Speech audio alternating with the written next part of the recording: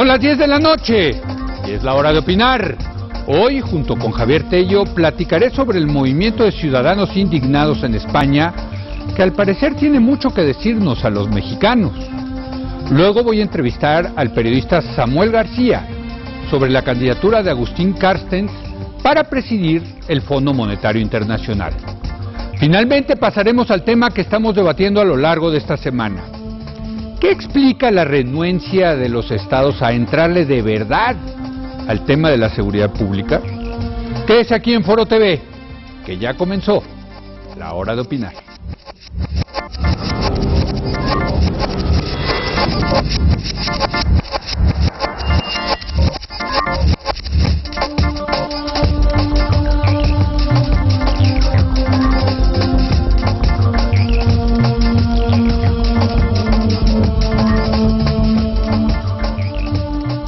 Muy buenas noches. Las democracias más recientes de América Latina, incluida desde luego la mexicana, veíamos con mucha envidia y veneración al régimen político español. Una democracia supuestamente funcional que permitió un crecimiento económico impresionante durante varios lustros, lo cual regresó a España al mapa europeo como un país desarrollado. Pero hoy nos acordamos de que no hay democracias perfectas, que llega el momento en que la gente quiere más, que las condiciones económicas, políticas y sociales cambian y las instituciones tradicionales aparecen rebasadas. Han sido sobre todo los jóvenes quienes han demostrado su insatisfacción con los partidos tradicionales, sean de izquierda o de derecha. Comenzaron a organizarse por allá de diciembre a través del Internet.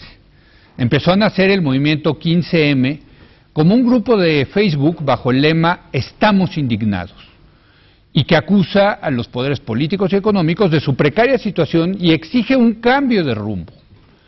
El movimiento fue prendiendo. La semana pasada miles salieron a las calles para protestar en contra de los partidos tradicionales en vísperas de las elecciones municipales. Una manta me parece que lo describía todo. La manta decía: los jóvenes salieron a la calle y súbitamente todos los partidos envejecieron. En las plazas se gritaban que no, que no, que no, que no nos representan. No queda del todo claro el futuro de este movimiento de protesta y hartazgo. Sin embargo, sea cual sea su futuro, aquí en México nuestros partidos, los escépticos del poder de las redes sociales y todos nosotros deberíamos tomar nota de lo que ha pasado estos días en España. Javier Tello, muy buenas noches. Leo, buenas noches. Muy interesante, ¿no? Sí, yo creo que es un caso interesante por muchas razones. Decías que no hay democracia perfecta, pero yo sí creo que una de las maneras de perfeccionar cualquier democracia es a través de una activa participación de la sociedad civil, de una u otra manera. Entonces, si bien creo que no hay democracia perfecta, creo que este tipo de cosas ayudan a perfeccionar a una democracia. Y esperemos que el resultado final de todo esto sí sea una democracia española más perfecta. Ahora, fíjate, ocurrió lo del movimiento 15M, la gente, sobre todo los jóvenes, salieron a protestar, estuvieron varios días en las plazas, en la Plaza del Sol, en la Plaza de Cataluña, allá en Barcelona, en distintas ciudades de España, pero el domingo la gente salió a votar. Sí. O sea, también hay que decir que esto se acabó la democracia, en fin. Claro, bueno, hay todo un debate. Creo que hay que ponerlo en el contexto, ¿no? En su debida dimensión. Claro, ¿no? y lo que sí creo que es importante también señalar es que sí hay un cierto debate de que si esto es algo antisistémico o no. Y sin duda alguna es un grupo de gente mezclado y habrá grupos, individuos dentro del movimiento que tal vez sí tengan pretensiones antisistémicas, pero creo que efectivamente en general es un movimiento que sí no busca un rechazo de la democracia, sino una vez más perfeccionarla. Lo que también hay que subrayar es cómo votaron estas gentes que salieron a votar, que pertenecen a ese movimiento. Según leo en la prensa española, no subió el voto blanco, el voto nulo, ¿no? O sea, al final del día, creo que este es un movimiento que todavía tenemos que entender bien a bien. Creo que tiene mucho que ver con la tasa de desempleo del 21% en España. Sí, y cerca del 40, si no es que más, dentro del grupo de jóvenes, ¿no? O sea, cuando en la Unión Europea la tasa de desempleo es un promedio del 9.5%, en España estamos hablando que es más del doble. Es gente que se siente, pues fuera de la jugada económica, ¿no? Sin futuro, ¿no? Que es una palabra que usan, una frase que usan mucho. Exacto, y creo que en ese sentido la variable económica ha pesado mucho porque España, a diferencia de otros países, incluido México, no ha podido salir de la recesión del 2008-2009, ¿no? Sí, tienen un crecimiento una vez más comparado al resto de los países europeos que andan entre el 1.5-3% de crecimiento. Aquí están, tengo entendido que por abajo del 1%, sí. Y que ese crecimiento es un crecimiento que no favorece, genera empleo y menos para gente joven. Ahora, también muchos argumentan que el origen de este movimiento, si bien la gota que derrama el vaso es la situación económica, el origen y las raíces de este movimiento tienen que ver con un problema más político que económico. A mí lo que me parece muy interesante y creo que para el caso mexicano, y por eso creo que vale la pena tomar nota en México, es este rechazo a los partidos políticos tradicionales. Impresionante. ¿Cómo lo ves esto? Bueno, a mí, yo creo que como bien dijiste en la introducción, tomemos nota todos, tomen nota los partidos. Hemos hablado muchas veces de que los partidos, los políticos, los diputados, los senadores toman decisiones en parte porque no hay un costo de tomar ese tipo de decisiones. Claro. El costo es esto. O sea, cuando pasa algo así, no sé. Ahora sí que llega cuando llega. Sí, no, pero el costo es un constante deterioro del prestigio de los políticos, del prestigio de los partidos, del desprestigio del sistema, del desencanto que se convierte en hartazgo, que provoca este tipo de movilizaciones. Entonces, yo sí creo que es algo que le debe de preocupar a los políticos. Y cuando hablábamos precisamente de la reforma política, uno de los argumentos, creo que era de Jorge Castañeda, de por qué debería de promoverse, es para mostrarle a la gente que sí se pueden sacar reformas importantes, que desesperadamente lo necesita la clase política, todos los partidos. Otra cosa que me parece muy interesante de esto es que en España tienen una de estas regulaciones tan absurdas como la tenemos en México de la jornada de reflexión, que acabó esta cosa de que 24 horas antes de una elección no puede haber manifestación política alguna, ¿no?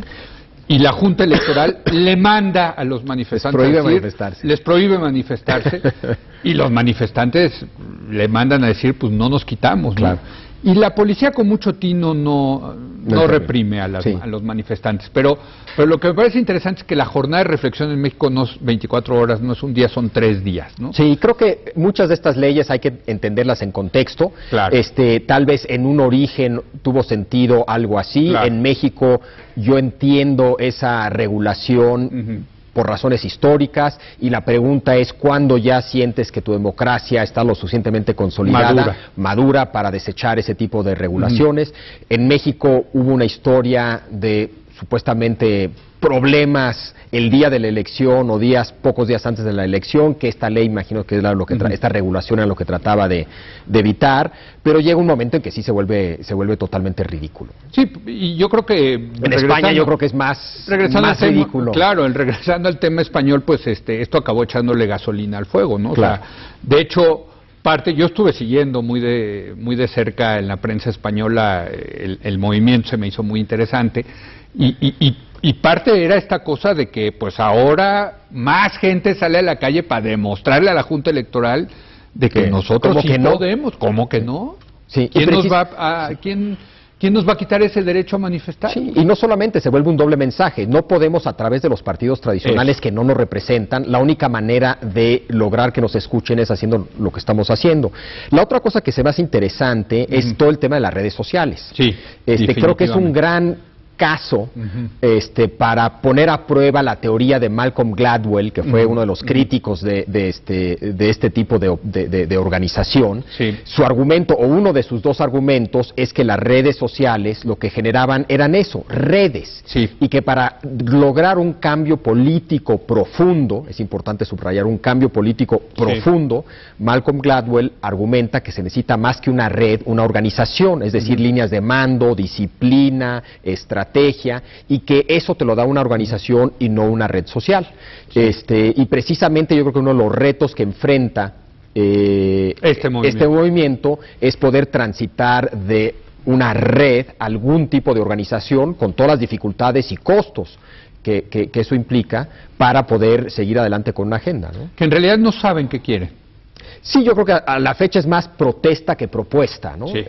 No saben que leí quieren varias cosas, están metidos, hay un grupo que lo que quiere es que se eche para atrás una ley sobre derechos de autor, y que puedan bajar música de internet, en fin, ¿no? El partido de la piratería le llaman, que por cierto tiene muy animado a Andrés Layú, ¿no? Está ahí mezcladas muchas cosas, pero sí queda, creo que bastante claro, que es un electorado o un grupo de gente insatisfecho y que por el tipo de propuestas que sí están surgiendo, que le pertenece más a la izquierda que a la derecha. O sea, aquí yo creo que al que le está costando más es al PSOE, al Partido Socialista Obrero Aunque Español, yo creo que benefició a Izquierda Unida, quizás. Yo creo que lo benefició. Sí, lo benefició de alguna manera que al Partido Popular, ¿no? Totalmente. Ahora, el Partido Popular se tiene que dar cuenta que este hartazgo es un hartazgo generalizado en contra de los políticos, y ante una situación muy particular que es la económica, entonces sí, también se tiene que poner las pilas, no para capturar ese electorado, sino para que no le explote esto, ¿no? Hablando de eso, por cierto, recomiendo mucho la lectura del editorial del día de hoy de Marcelino Perelló. Marcelino fue uno de los líderes del movimiento del 68 aquí en México, aparte de sus textos ser realmente muy ocurrentes, trata sobre este tema de, bueno, ya salieron, ya se manifestaron, ya protestaron, y luego qué, ¿no? O sea, esta cosa, pues un poco del 68 pasaba lo mismo, ¿no? No había un eje rector, demandas muy claras, aunque en el 68 había demandas yo creo que un poco más concretas, pero en mucho menos, ¿no? En este movimiento. Fue una cosa muy espontánea. De calentura, Facebook, por eso Twitter, creo que es un gran ejemplo para lo de Malcolm Gladwell. Porque esto además, el argumento de Gladwell es en un contexto democrático.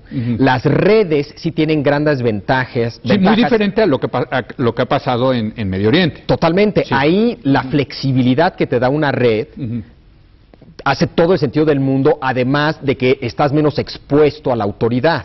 Si tienes un líder o un liderazgo y claras líneas de mando, la autoridad en un contexto autoritario puede ir tras esos líderes, puede irrumpir en esas líneas de mando y acaba el movimiento. Entonces la flexibilidad de una red hace sentido en esos contextos autoritarios. Pero aparte, en un sistema autoritario, una manifestación de eso es un gancho al hígado al régimen. Aquí es una manifestación, o sea, no. Yo creo que la democracia en España no está amenazada. No, claro que no. No. Ahora, lo que está es saber, aquí hay algo, todavía tenemos que entender. Y ahí mi pregunta a ti, si tú fueras el PSOE o alguno de los partidos tradicionales españoles, ¿cómo leerías esto? No, yo sí creo que es, sin lugar a dudas, sobre todo después de las políticas de austeridad que ha apoyado el PSOE, yo sí creo que aquí una oportunidad es tratar de capturar muchas no quiero decir cooptar, pero sí ponerle atención a este movimiento y reinventarse con un discurso que retome muchas de estas demandas y estas críticas. Pero más allá de eso, ¿promovería reformas al sistema democrático español?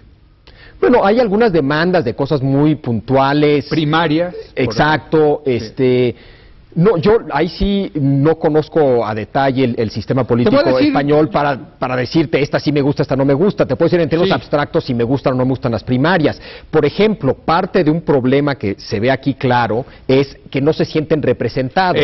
El bipartidismo será muy eficaz, pero tal vez se pierde representatividad.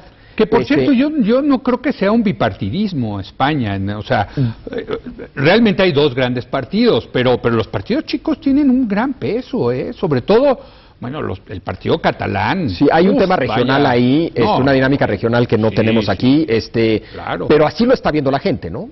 Ahora, el problema son estos dos grandes partidos de derecha y de izquierda. Pero más que nada, yo que estuve siguiendo esto, había un reclamo, y me parece que ahí sí está muy interesante, a las listas cerradas de los partidos. O sea, que los partidos deciden como todo sistema parlamentario de representación proporcional, los partidos deciden, ¿no?, dentro del partido, quién va 1, 2, 3, la lista de los candidatos y el número en el que van, y muchos de estos jóvenes o de este movimiento sienten pues que ellos no tienen posibilidad de influir en esas listas. Sí. Y ahí entra el tema de si primarias, no primarias, claro, de abrir más el partido, etcétera, ¿no? Claro.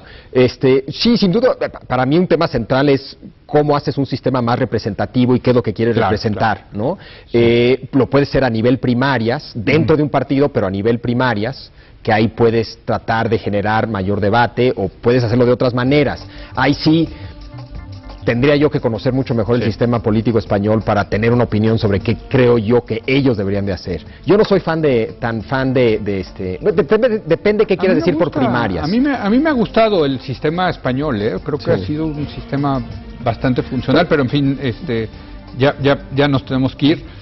Pero sí hay que tomar nota, ¿no, Javier? Sí. En México hay que tomar nota de lo que pasó. Sí, o sea, muchos de esos carteles y gritos que uno escuchó, los pudo haber uno escuchado aquí en México sin ningún problema. Imagino que en varias otras democracias, ¿no?